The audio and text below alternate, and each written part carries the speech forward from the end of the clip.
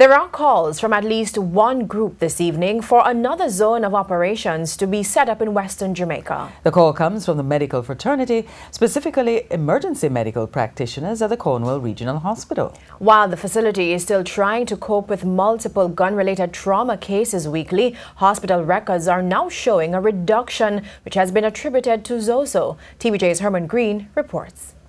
In previous months, emergency medical practitioners at several hospitals were reporting physical and psychological exhaustion because of the high number of trauma cases, especially gunshot victims, they were seeing daily.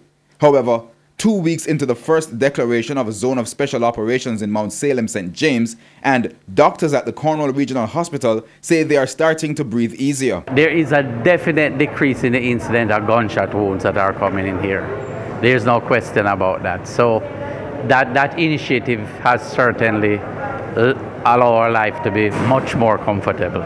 The hospital's records show that for the last week of August to the first week of September, the hospital saw 8 and 9 gunshot victims each week respectively. For the second week of September, however, from the 10th to the 15th, the hospital has only seen 2 such cases. And we are looking forward to sustaining this, because as it was before, it wouldn't be possible to maintain that type of activity for a very long time. It caused staff burnout, so we welcome this little time when we can, rest. The impact is also felt in the facility's resources, as the surge in these cases previously had caused the hospital's expenses to soar.